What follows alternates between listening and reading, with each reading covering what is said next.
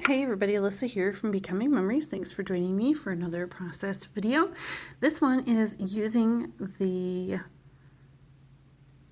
field trip collection from Shimelle. Sorry, brain lapse there for a moment. And so what I'm going to do first is show you a photo collage that I've made. That's 9 photos that are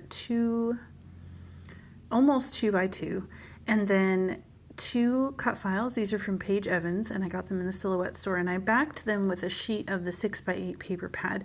Not one of these 3 here, but one that I used almost in its entirety backing these cut files.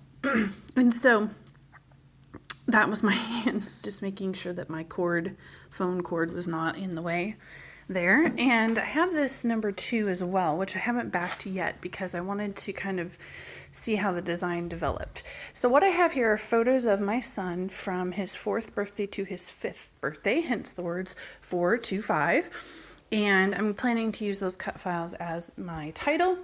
The pattern that I used to back those cut files there was similar to that border there at the top of that 6 by 8 page. So that's what I was showing you there.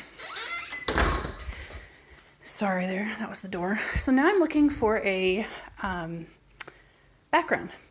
And the problem I'm having here is that I only have one of each sheet of paper in this collection.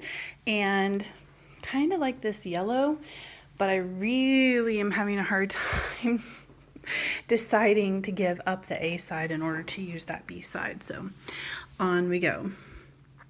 This is a beautiful collection. I have 2 boys, and this is my first layout with it, but I'm super excited to dig in and use it again soon, very soon.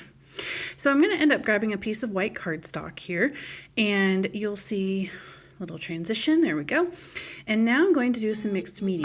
So this is a stencil that is basically just lines. It's a 6 by 6 stencil. It's kind of a cheapie. I got it off of AliExpress.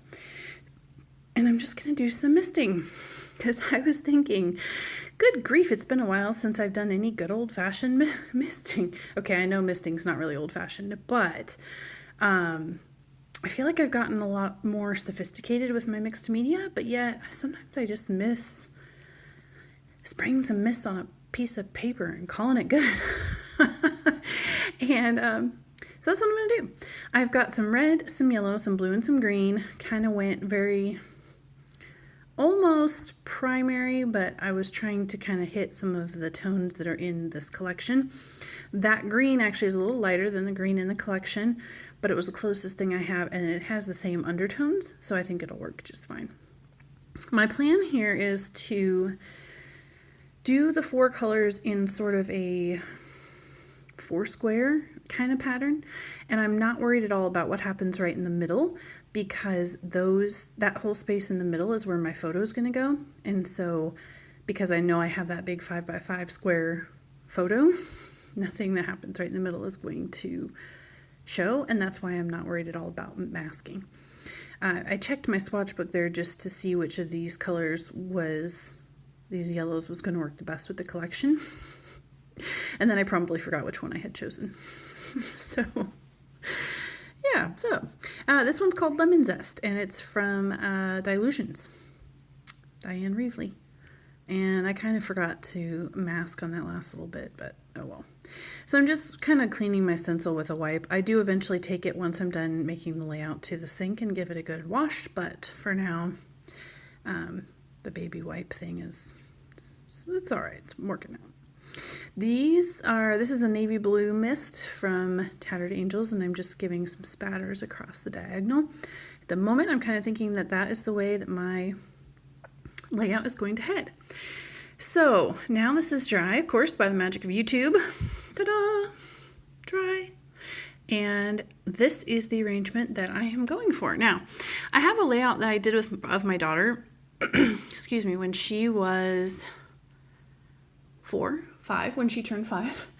And it's the same kind of layout with a collage of photos and a big 4 and a big 5. And this is kind of a rough scrap lift of that photo.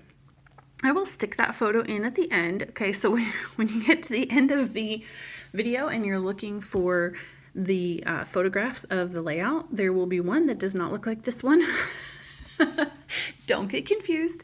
That is the layout that I was scraplifting, and I thought that you might be a little bit interested in seeing that, and so I decided to just take that photo and stick it in.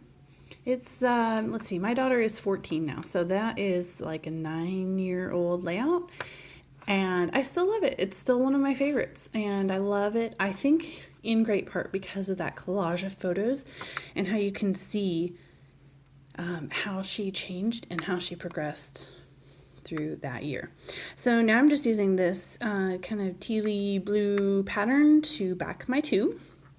And I waited until I had this all laid out because I really wanted to kind of see how the layout was going to come together and where that 2 was going to be located so that I could choose a color that kind of fit with the area. You'll see I end up with a ton of color on this layout. Well, I already have a ton of color. I end up with more color on this layout, and I do try to kind of spread the colors around. A little bit of blue at the top, a little bit of blue at the bottom, and so on. So that is why I waited to back that too.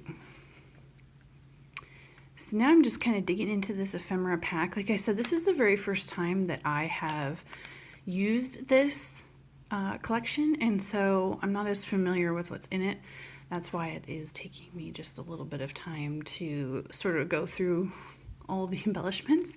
I trust you don't mind. I know when I'm watching project videos? No. Layout, process videos. There we go.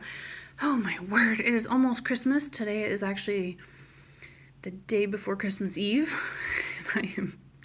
I'm hosting a big party tomorrow. I finally finished my Christmas shopping and I'm brain dead. So this layout actually was done a couple weeks ago, and I just have not had time to record the voiceover and do the editing. And you probably won't see too much on my channel here for the next couple of days, if not a couple weeks. I am doing a lot of scrapbooking over Christmas, but I'm taking a break from filming and editing and just kind of doing my own thing here for a little while. This was actually a fabulous, happy discovery. The word stickers that are on that sticker sheet are actually the perfect width to be matted with a border strip. So if you have this collection and you want to mat those word stickers, there you go. Do it with the border strips. It's a great way to use those border strips. And I had a blue, you'll see up there in the upper left corner, I wanted to use that word sticker, but it was blue, and that would have been blue on blue. And so that was the perfect solution. So here I am just still going through ephemera. This is actually my first time taking it out of the pack and looking through it. And so I can't decide what I want to do. I really wanted that dinosaur on there, and the rocket and the dinosaur were in competition with each other. What I love here, though, is that the icons from this collection are just absolutely perfect. Because I have a 5-year-old boy, pretty much anything in this collection can work at any given point because he is all boy, and he loves dinosaurs, he loves rockets, he loves space, he loves cameras, he loves stealing my phone and taking ridiculous selfies. He loves all the things that are in this collection, and so it is not going to be difficult in any way, shape, or form for me to find ways to use basically every single icon in this collection. Now, here's what I'm doing here. That border paper right there, I want a navy border. Like at this point, I decide I have a teeny tiny bit of navy there in the F of the word 5 and a little bit in the dinosaur strip up above. But I felt like this layout needed grounding with a border. But there are no navy papers in this collection, at least not that I have or that I was willing to sacrifice an entire sheet. So I did that striped paper and I cut out all of the darker blue strips so that I could use them as a border. At the end of the day, I only use the top and bottom, but I love how that kind of gathers the layout and makes everything sort of appear grounded to the photo. And you'll notice that at the top and at the bottom, my cut files overlap that border just slightly. And I think it just makes the flow of the whole layout from the top to the bottom just really work. It kind of brings your eye straight from the top all the way through the photo and down to the bottom. Now I'm just using a circle template to draw journaling lines. That's what you use, right? I have 2 rulers. I have 2 gorgeous clear Ranger 18-inch rulers, and my children love them, and so they are never on my desk when I need them. But hey, all you really need is a straight edge, right? Right.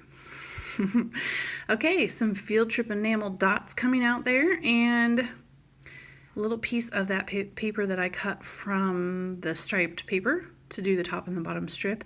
I felt like there wasn't enough contrast between that 4, 5, 6, which, by the way, that was a piece of like ruler type embellishment that went all the way up to 6, and I thought I would cut it and use the 4, 5, 6 because he is 4 and now he's 5, and before I know it, he will be 6.